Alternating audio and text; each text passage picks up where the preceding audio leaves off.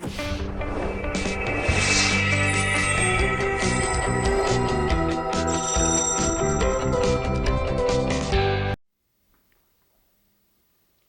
paz do Senhor, meus queridos amigos, meus irmãos que nos acompanham de perto e de longe.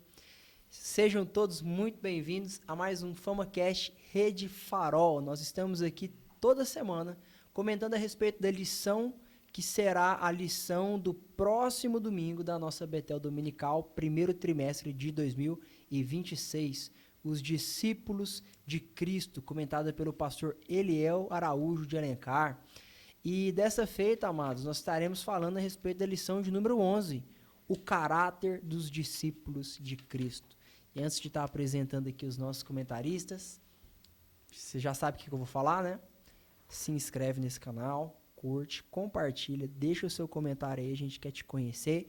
E sem mais delongas, nós estamos aqui hoje muito felizes de estar recebendo aqui mais uma vez, né?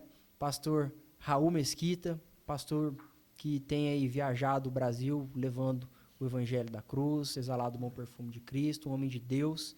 Tá com o livro agora, né, pastor? Tô com o livro agora. Já se apresenta e já faz seu merchan. Que maravilha estar aqui, pastor Mateus, é uma alegria sempre participar dessa mesa tão rica, né?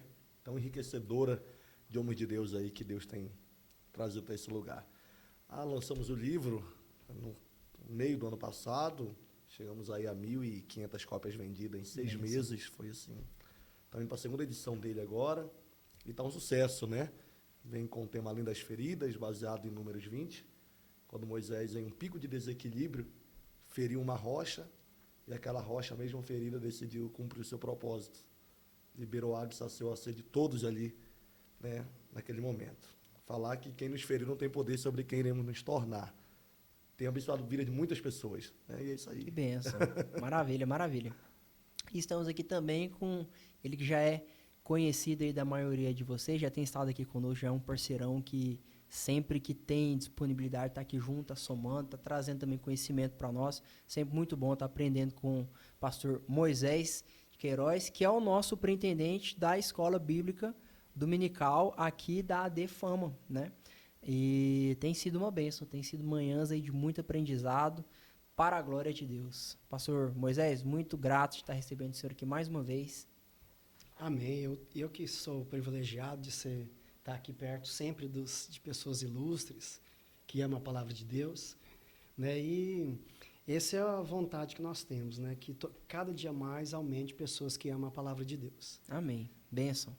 Amados, então, para a gente já introduzir o nosso tema de hoje, da nossa conversa, e aqui é sempre assim, tá, meus queridos? É sempre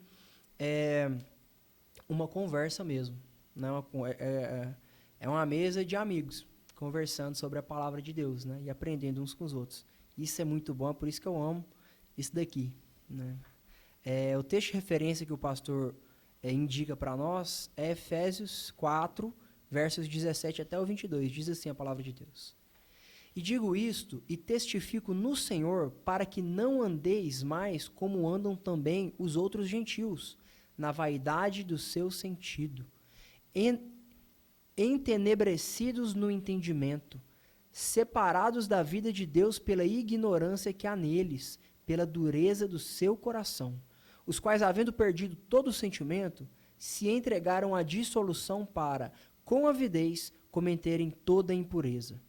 Mas vós não aprendestes assim com Cristo. Se é que tendes ouvido e nele fostes ensinados, como está a verdade em Jesus, que, quanto ao trato passado, vos despojeis do velho homem que se corrompe pelas concupiscências do engano. Amados, então, hoje nós estaremos falando, né, o tema da nossa lição é o caráter do discípulo de Cristo. Nós estaremos falando sobre caráter, né, que é um tema realmente urgente. Todos são urgentes, né?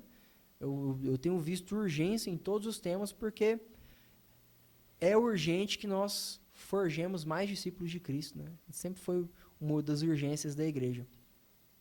E esse tema, eu acho que para a gente começar a trabalhar ele, seria interessante a gente começar definindo, né, o que é o caráter. Quando a gente fala de caráter, nós estamos falando de quê? Aquela pessoa tem caráter, aquela pessoa não tem caráter. nós estamos falando do quê? Isso diz respeito à forma da pessoa ser? Como é que é? Como é que a gente define essas coisas? Ué, Pastor Mateus, vamos iniciar trabalhando na definição simples dela, né, da palavra, né? Sim. O caráter é aquele traço da personalidade, que é a própria pessoa, né? É aquele eu, o eu. Esse eu, ele comanda o comportamento. Ele que orienta o comportamento que a pessoa vai ter. Né? Então, esse caráter realmente somos nós. É a nossa cara desnudada diante de Cristo. Sem máscara. É o nosso caráter. Porque ele vê o nosso caráter. E ele quer transformar o nosso caráter. Né? Muita gente confunde caráter com temperamento. E quer colocar o defeito do temperamento. Ah, a pessoa é sanguínea, a pessoa é fleumática e acha o defeito. Olha, o que alimenta o temperamento ele não é defeito, ele é a qualidade que nos individualiza. Então, veja bem, o meu caráter vai definir as atitudes que eu vou ter de acordo com o meu temperamento. Então, se eu consertar o meu caráter, as atitudes do meu temperamento vão ser puras. Né? E todos os temperamentos são necessários para a vida do homem.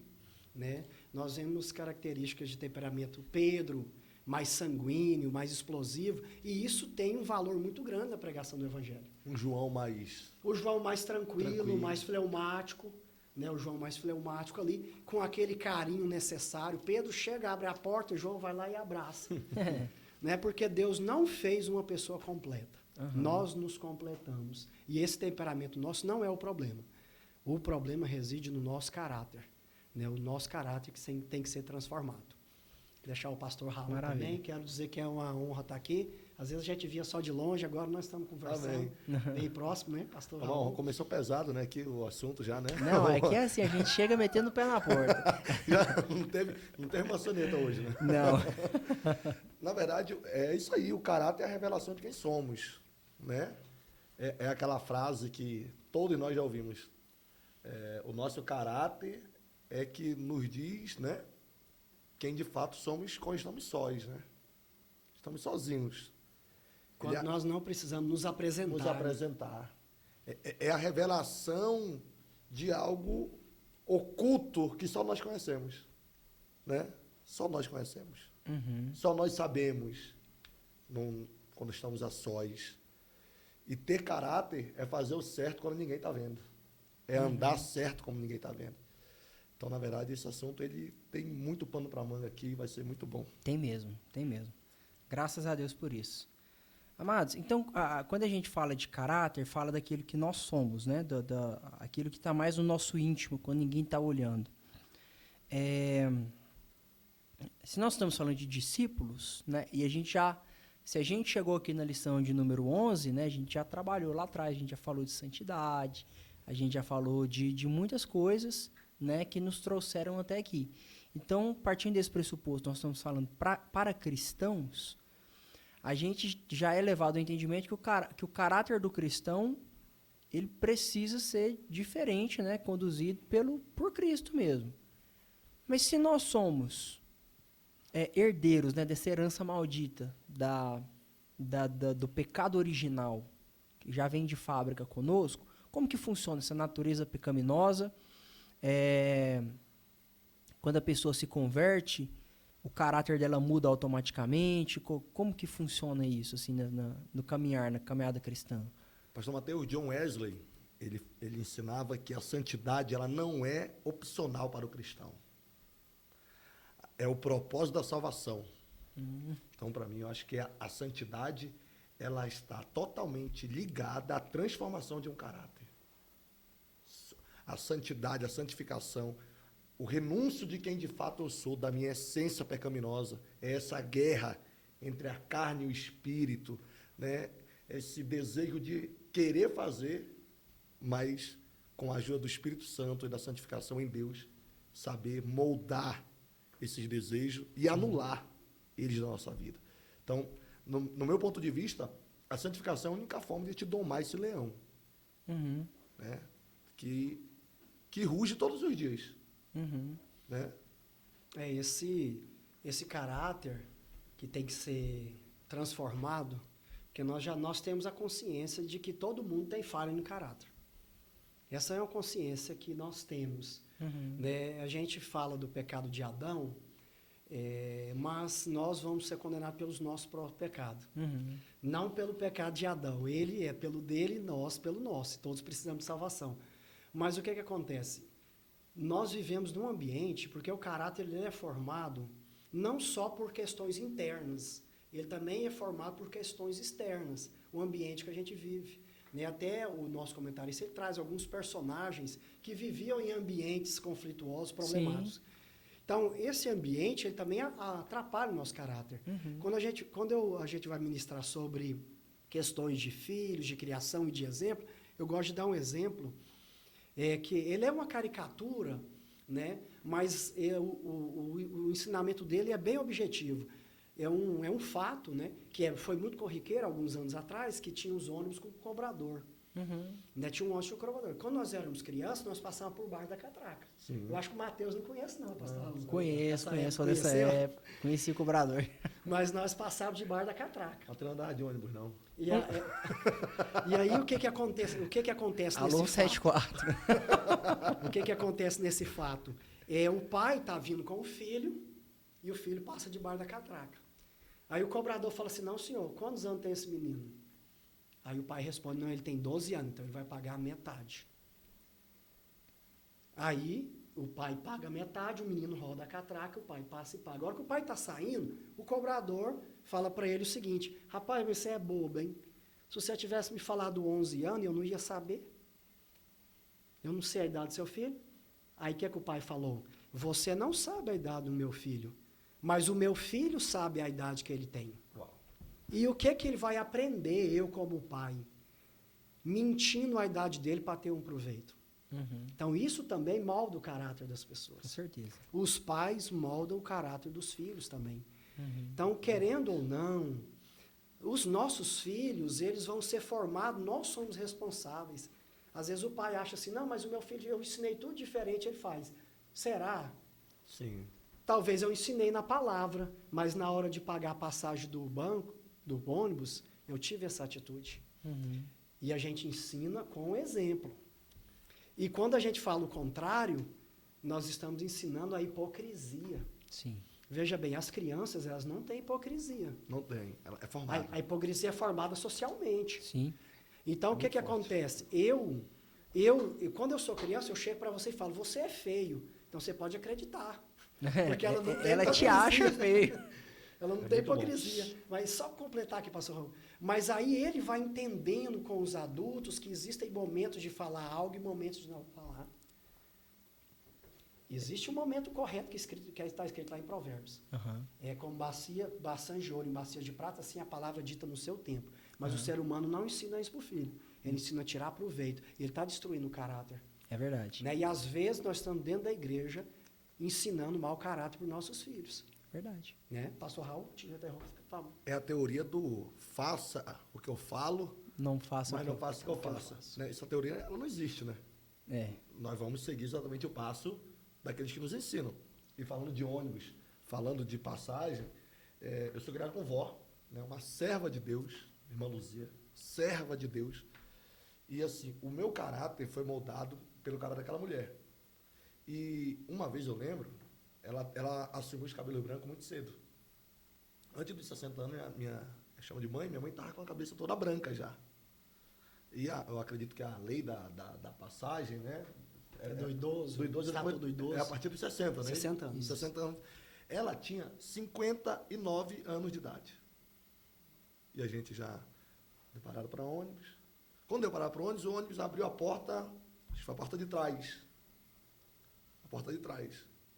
E ela nos acompanhou pela porta da frente.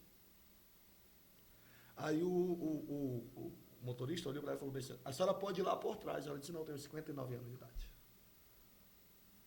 Aquilo ali ficou uma mensagem para mim, isso há muitos anos atrás. Mas ficou uma mensagem para mim. O que será que essa mensagem te livrou na sua vida? Exatamente. Não tenho ideia. Caráter, exatamente.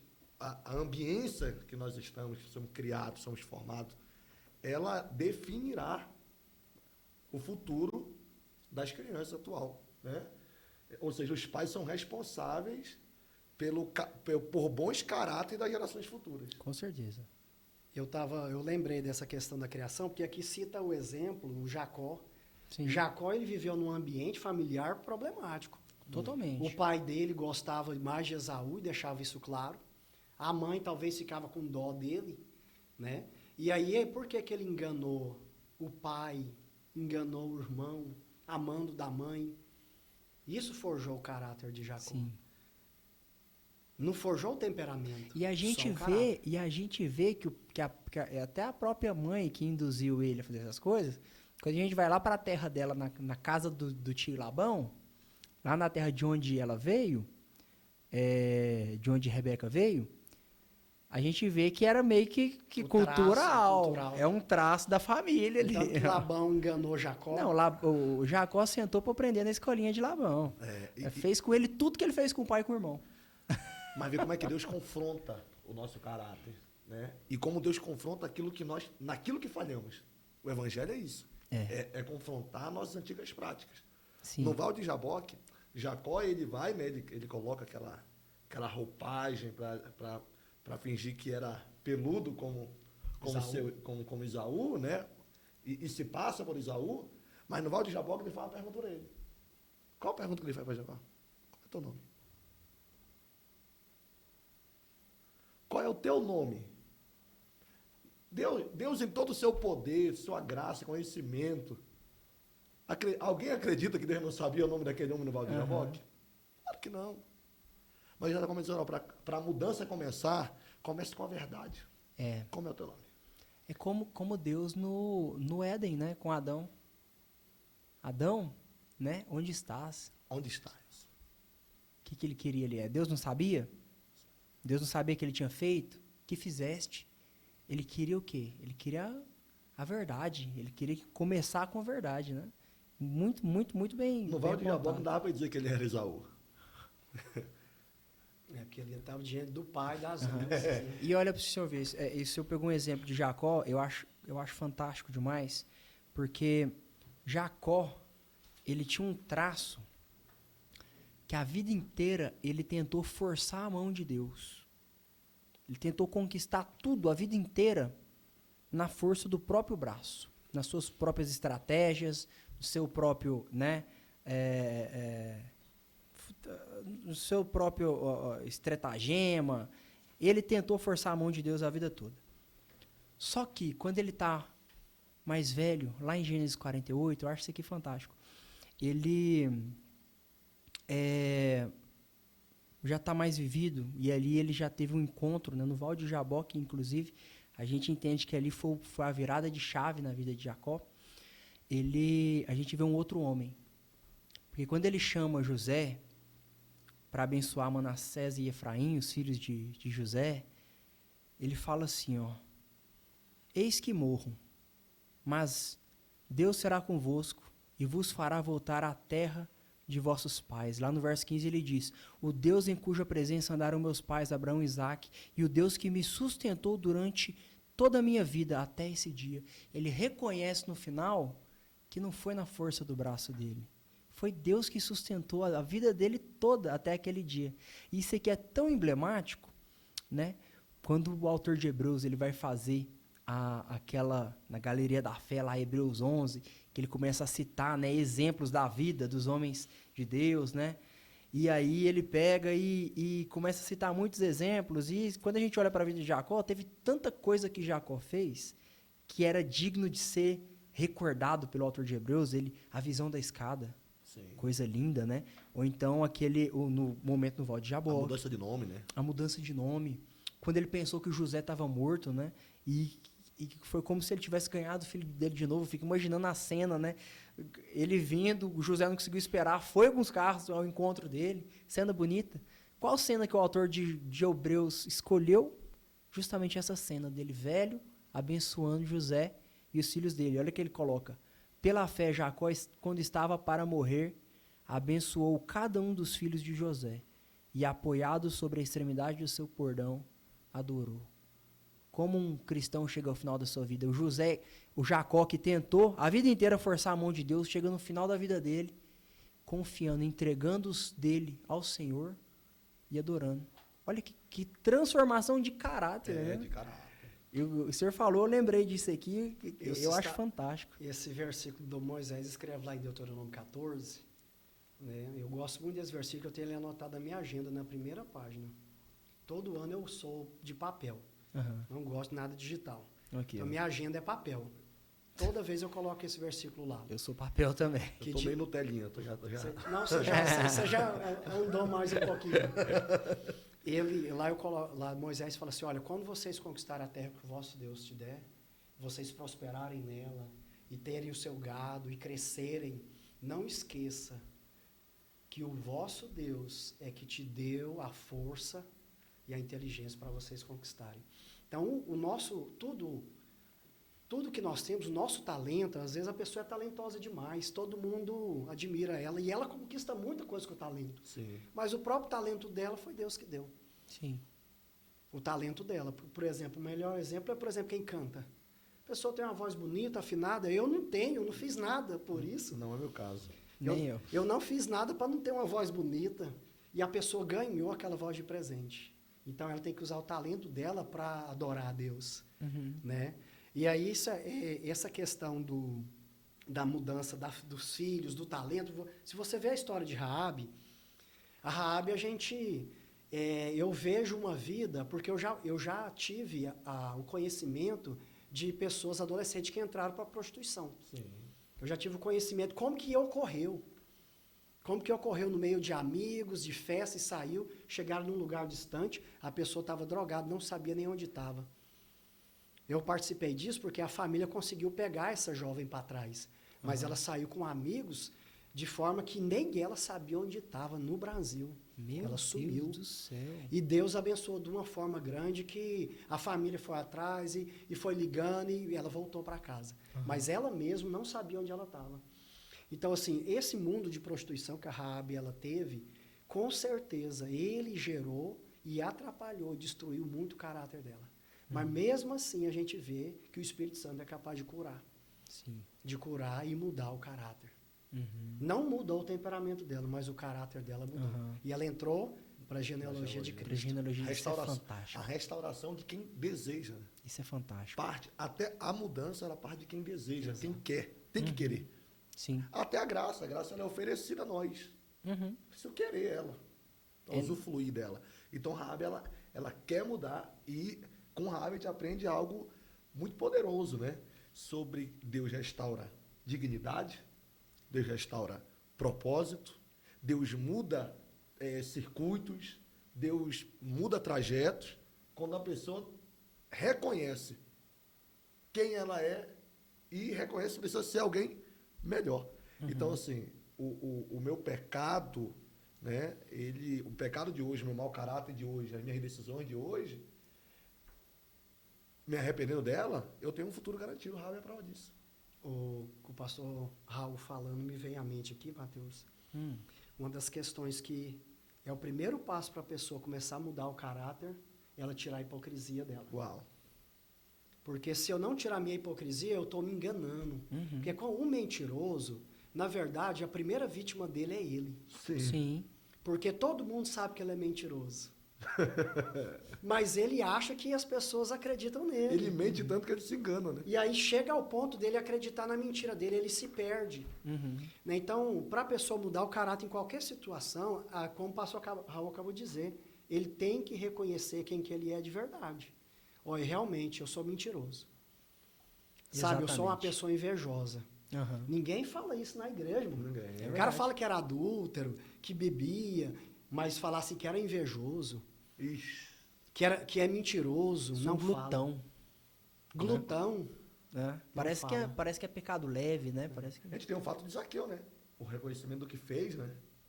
Sim. Tá na lição também. O Zaqueu é um exemplo emblemático. De uma mudança de caráter radical. Exatamente. Não só de caráter, como de arrependimento. Exato. O senhor falou de Zaqueu, eu me lembro do pastor Augusto Nicodemos. Ele falou que quando ele se converteu mesmo, eu gosto dessa história dele. Quando ele se converteu, né, ele disse que foi conversão e chamado. Ele tinha sido criado dentro da igreja, mas nunca foi crente. Aprontou tudo que podia aprontar nessa vida, ele aprontou. E aí, quando ele converteu de verdade, foi conversão em chamado. Ele já converteu e já começou a pregar, né?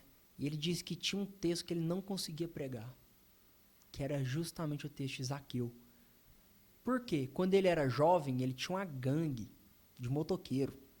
Uma vez eles faziam um assalto à mão armada, sem precisar, de família boa. Era só porque... Só por adrenalina. Só pela adrenalina. E aí eles assaltaram uma vez um posto de gasolina. Depois que ele converteu, ele tinha um carro. O pai dele era um jurista importante lá de Recife. Ele disse que conversou com o pai dele. O pai dele falou assim, ele falou, pai, eu quero vender o carro. Vou fazer o cálculo já com a correção monetária.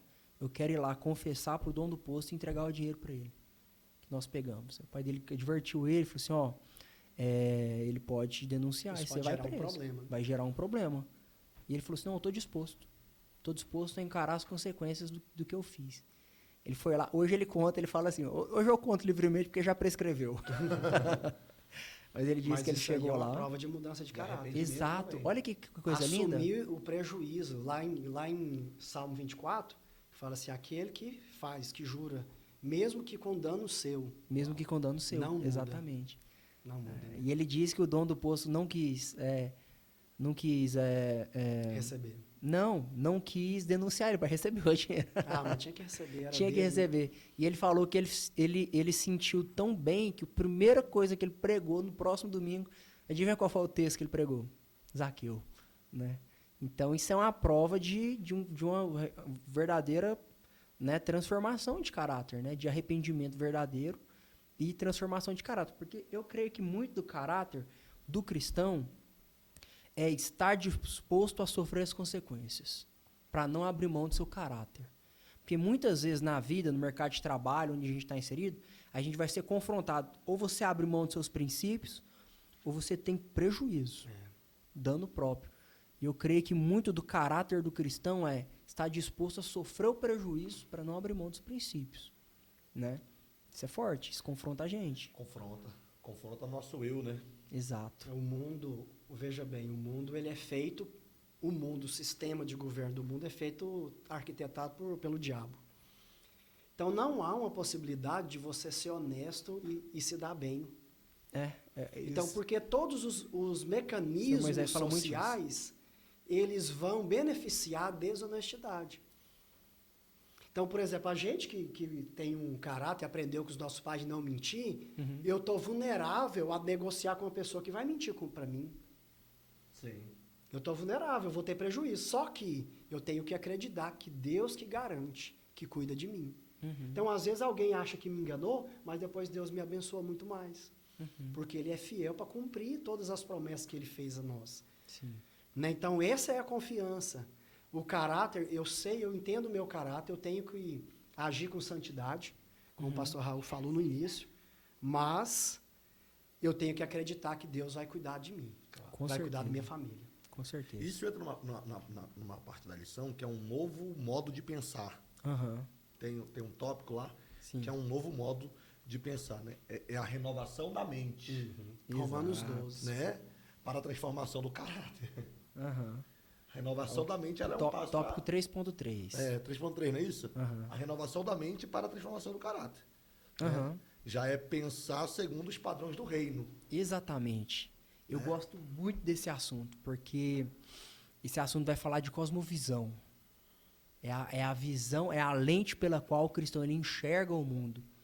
E isso vai muito além, pastor, do próprio ato em si. Porque quando a gente fala só de caráter e tal, tem um movimento que é antigo, começou com, se eu não me engano, com Júlio César, imperador romano. Foi o cara que jogou Roma onde ele, como gestor, ele diz, tem um livro dele que é Meditações de Júlio César. Diz que ele é um dos pais do estoicismo, que é uma corrente filosófica que está vindo muito à tona agora. Está voltando à moda esse negócio do estoicismo. Ela parece um pouquinho com o cristianismo, né? Exatamente. Por quê? Ela valoriza muito a virtude. Ela fala muito de virtude. Fala que o que diferencia o ser humano do ser animalesco é exercer as virtudes. E aí Júlio César diz que ele era... Quando eu estou sozinho, tem uma frase dele que é mais ou menos assim, quando eu estou sozinho, é aí é que eu preciso exercer ainda mais as virtudes. Uau. É quando ninguém está olhando. Só que, perceba, parece um discurso muito belo, assim, só que qual que é a motivação? Qual que é a força motriz disso daí? Não é glorificar a Deus, né? É porque é o ser humano, e é um estágio mais elevado da humanidade. Ele fala que o ser humano pleno é aquele que exerce plenamente as virtudes, né? Perceba que aí é a casca. Mas o caráter mesmo é a força motriz que orienta, o princípio que orienta a ação, né? E quando a gente olha para o caráter de Cristo, qual que é o princípio que orienta a nossa ação? É nós forjarmos dentro de nós o caráter de Cristo, que foi obediente até a morte e morte de cruz. Quando a gente olha lá para Filipenses 2, Paulo vai falar assim, ó, tende em vós o mesmo sentimento que Cristo. Aí outras versões vai dizer, tende em vós a mesma atitude de Cristo. O pastor Jonas Madureira explica aí, eu aprendi com ele. Por que tem essa diferença nas versões? É porque Paulo usou uma palavra ali que não tem tradução, que é frônesis, que é um sentimento ativo. E é uma atitude motivada, né? É as duas coisas juntas. Qual que foi, né, esse sentimento de Cristo? Que mesmo sendo Deus, não subsistindo na forma de Deus, esvaziou-se a si mesmo, em forma humana tal, e se humilhou, e foi obediente até a morte de cruz. E aí, o que ele está falando lá? Qual que é o sentimento de Cristo? Deus, né? Aí ele falou assim, aí o Jonas até brinca assim, você não precisa se esvaziar, você vai se esvaziar de quê? O que você tem? O esvaziamento cabe a Jesus, que era Deus, e se fez em forma humana. Para quê? Qual que é o sentimento? Aí ele vai para o servo, né? A palavra-chave, que é o serviço. O próprio Jesus disse que a missão dele era cumprir a vontade do Pai. Então, isso aqui é eu comigo mesmo, estou falando de mim mesmo, né? Se eu estiver falando alguma besteira, vocês me corrijam. Mas o que eu penso que tem que ser a força motriz por trás do caráter do cristão? Tem que ser obedecer o Pai, para poder glorificá-lo. No outro episódio aqui, que a gente falou sobre o bom ânimo, eu trouxe um exemplo aqui do John Piper, que ele fala que Deus é mais glorificado em nós quando nós estamos satisfeitos e alegres nele. Aí ele usa o exemplo do casamento, né? Se a gente falar assim, você falar que vai convidar a sua esposa para ir para um jantar, né? Por quê? Porque eu gosto de passar tempo com você. Eu gosto de estar com você. Em uma outra ocasião, isso pode parecer uma fala egoísta. Se eu estou fazendo uma coisa, por quê? Porque eu gosto. Porque me faz feliz. Só que nenhuma esposa diria que o marido está sendo egoísta. Porque a felicidade dele em estar junto com ela, honra ela. E o nosso relacionamento com Deus tem que ser assim também. Eu tenho que ter felicidade, me comprazer no relacionamento com Deus. Por isso que ele chama de hedonismo cristão. É a busca, o cristão é aquele que busca prazer o tempo inteiro. Por quê? O prazer dele está em Deus. Está em estar junto com Deus. Né? Não sei se eu divaguei. Acho que eu viajei um pouco aqui agora, né? Não, perfeito. Mas... O agradar Cristo, né? O agradar a Cristo, né? Na verdade, tem que ser o propósito da vida do cristão, né? Viver para agradar Cristo. Uhum. E eu acredito que o mau caratismo do homem não glorifica Deus em nada. Pelo contrário. É por esse mau caratismo, nós falamos aqui uma vez sobre a missão do cristão e a mensagem vivida, né? No dia a dia, a mensagem. Então, o mau caratismo de muitos cristãos tem deturpado a imagem de um ser puro, santo. Com certeza. Que falamos em nome dele, que somos representantes dele na terra. Uhum. Né? Assim como tem pastores mau caráter, cristãos mau caráter, o homem mau caráter. Então, por que o caráter é o caráter do cristão? Porque, na verdade, nós temos que ser o quê? Nós temos que ser a diferença no mundo que estamos inseridos. Sim. Pastor Raul, isso aí é um negócio que tem mexido comigo profundamente. Eu fui ordenado pastor tem pouco tempo, foi em outubro do ano passado. Né? Nós estamos em fevereiro. E assim, as coisas na minha vida aconteceram que Deus tem me conduzido a lugares que eu nunca pensei pisar. E hoje, a minha oração que eu faço todos os dias é assim, Deus, Senhor, tem muita gente olhando para mim. Não me deixe envergonhar o Evangelho. Não me deixe envergonhar o Evangelho. Por quê? Foi o que o Senhor disse. Muita gente, hoje, tem repulsa da igreja por causa da má conduta, do mau caratismo de muitos cristãos. Sim. Né? Que envergonham o Evangelho. Então, se eu não tiver um caráter transformado, renovado em Cristo, eu estou envergonhando o Evangelho. Olha que acusação pesada. O peso que se carrega, né? Exatamente. O pastor aqui é advogado, né? Sim. Também, né, Matheus? Não. Não, né? Mas o pastor aqui é advogado, né? Mas é um pastor. Exatamente. Existem quantos advogados de mau caráter? Tá, mas se for ele, ainda é pastor. Aham. Ainda é cristão. Não tem como dissociar, não. Não tem como. Não pode. Em nenhuma área tem como dissociar. Sim. Não tem como. Não tem como. Então, a gente não pode medir pelos outros advogados. O peso aqui Exatamente. é maior. O peso que ele carrega é muito maior do que o peso...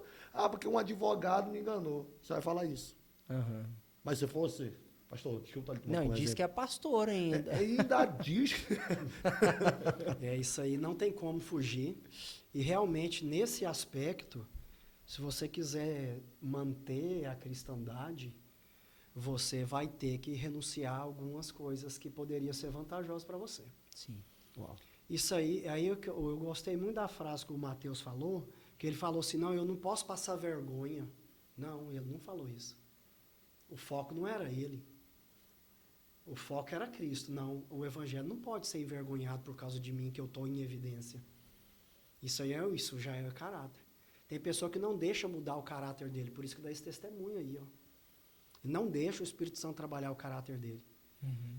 Não deixa, porque ele vai agir com a força dele, com o jeito que ele aprendeu, e nós brasileiros, nós temos que reconhecer, a nossa nação, ela vive debaixo de maldição. A nossa cultura. Né? A nossa cultura é a cultura de mentir, é a cultura de louvar o malandro, engrandecer. E prejudicar e ridicularizar a pessoa que quer ser honesta. É a lei de Gerson, né? Ridicularizar a pessoa que quer ser honesta. Uhum. Nós chegamos ao ponto de ridicularizar aquela pessoa que faz o que tem que ser feito. Eu lembro quando eu era criança, na escola, meus pais sempre leram muito, né? Então, eu aprendi a ler, vendo eles ler. Então, eu sempre lia os livros todos. E aí tinha os livros literários. Eu lia os livros e pensa, olha aqui, para o pessoal não me ridicularizar, eu falava que eu não lia. Olha só. Eu falava que eu não lia o livro. Não li não. Então como é que você tirou 10? Estava fácil a prova. É porque estudou, ué.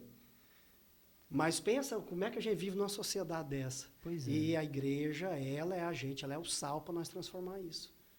É verdade. Ela é o sal para nós transformarmos essa podridão, né? O senhor me fez lembrar aqui de um autor, Roel Kuyper. Ele escreve muito sobre política. E ele fala que a igreja e a família são as duas instituições que mais geraram capital moral para a sociedade ao longo da história.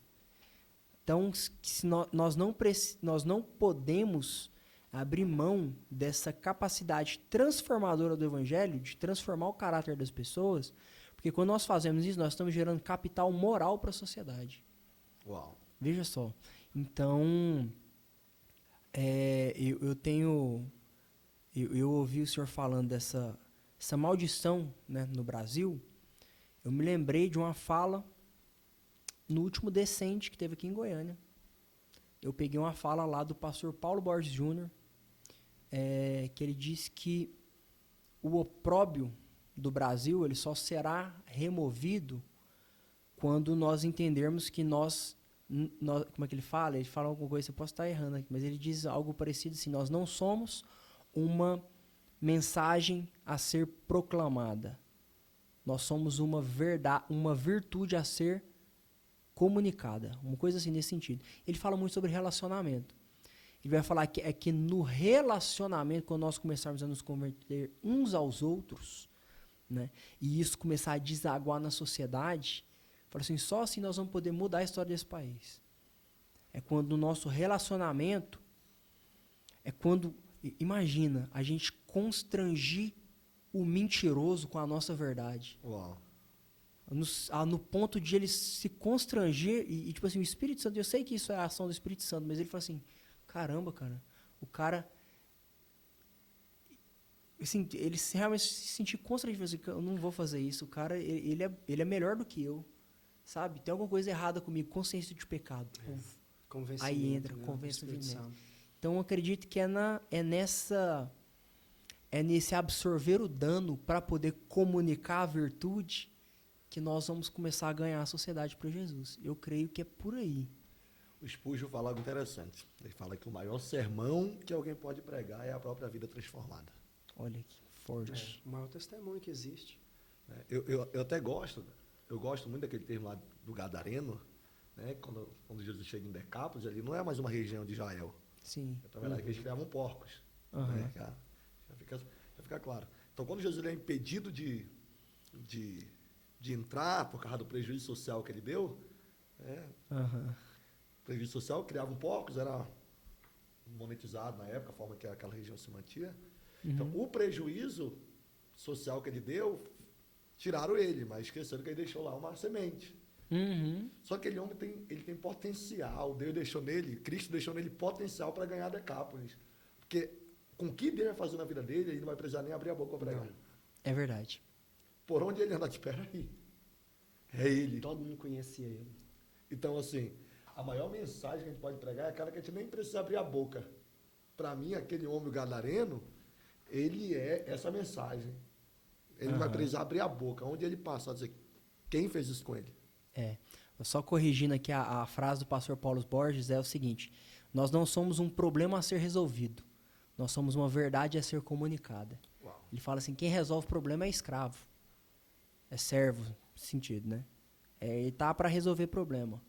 Quem comunica a virtude é filho, né? Então, eu acho muito forte essa questão, né? Eu realmente acho que faz muito sentido. O nosso caráter comunica Cristo, né? Sim. Tem que comunicar. Né? E o senhor tocou num ponto muito importante, acho que já para a gente finalizar. Os primeiros missionários da igreja, eles não tiveram curso teológico, eles não passaram uns 3 anos com Jesus. Né? Os primeiros missionários da igreja, eles só tinham o seu testemunho. A mulher samaritana e o endemoniado gadareno. Eles só tinham o seu testemunho. Qual que foi a pregação da mulher samaritana? Venham ver, tem um homem ali, eu acho que ele é o Cristo, porque ele tem dito tudo que eu tenho feito na minha vida. Ela só tinha o testemunho dela. Falei assim, ó, ele me enxergou, e eu creio que ele é o Cristo. Vamos lá para a gente ver ele. Né? Então ela foi a primeira missionária, foi a primeira, claro. Né? A missionária assim, urbana, né? Ela foi a evangelista, a primeira evangelista nesse sentido, né? De anunciar Cristo, chamar as pessoas para ir a Cristo. O que ela tinha? Ela estava no dia 1.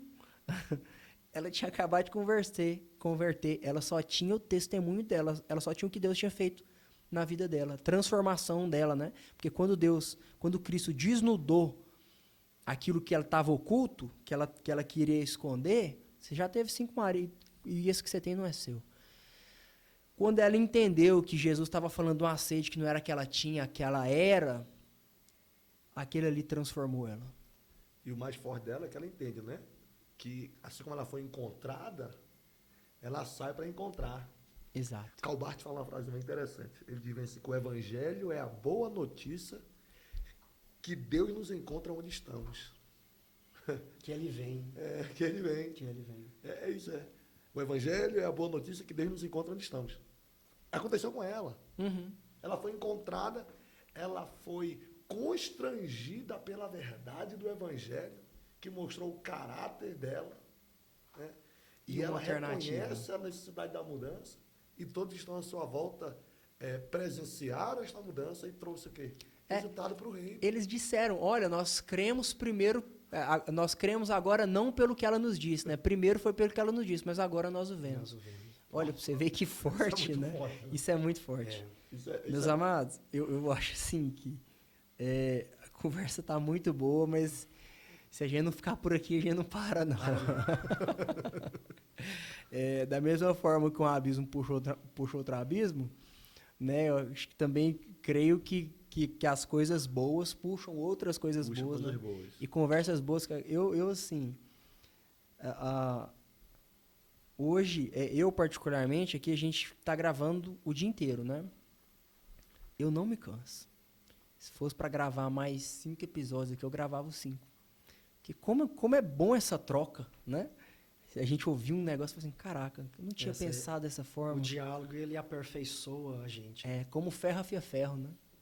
Como o provérbio vai dizer, como ferro afia ferro, assim um amigo, né, ele aperfeiçoa o outro. E eu acho isso fantástico na vida cristã, e só vive isso quem vive em igreja. Né? Quem tem comunidade local. Por isso que eu nunca vou me cansar de falar da importância da igreja, né, dos relacionamentos, de ter gente que nem você. E por isso também eu louvo a Deus pela sua vida, meu irmão. Sei que é nosso irmão, que está do outro lado dessa tela, mas que em Cristo, né, nós somos uma só igreja. E eu espero que, como amigos também, você tenha participado dessa troca aqui, tenha recebido, tenha sido abençoado, tenha sido confrontado, se tiver que confrontar, que também tenha sido confrontado, né, para uma mudança mesmo de caráter, de postura diante dos homens e de não abrir mão do nosso caráter, da nossa virtude. Ainda que nós tenhamos que sofrer os danos, que soframos, né? Eu tinha um amigo que falava assim, ó, se o bobo da história é o honesto, é o que fala a verdade, é o que ama demais, né? Nossa, esse cara é bobo, ele ama. Eu quero ser o bobo da história todas as vezes. Se para o mundo isso é ser o bobo da história, eu quero ser o bobo da história, né? Porque eu sei que assim eu vou estar honrando o meu Senhor Jesus Cristo, eu vou estar agradando o coração dele, e eu não tenho mais ninguém que eu quero agradar. É só ele mesmo, né? Meus amados, se você ficou aqui conosco até aqui, meu muito obrigado. Que Deus possa te abençoar, que Deus possa prover todas as coisas para você. Eu agradeço imensamente esses pastores que estiveram aqui conosco, o pastor Rael, o pastor Moisés. Gente que tem muitos compromissos, eu sei que eles tiveram que reorganizar a agenda, abrir mão, né, da parte da tarde, e assim, louvo a Deus pela vida de vocês, e que Deus possa recompensá-los, né, grandemente. Eu sei que muitas pessoas também foram abençoadas, assim como eu fui, e fiquem com Deus, até a semana que vem, nós estaremos aqui nesse mesmo canal, nesse mesmo horário, falando da Palavra de Deus, na lição de número 12 da nossa Betel Dominical. Fiquem com Deus e aquele abraço.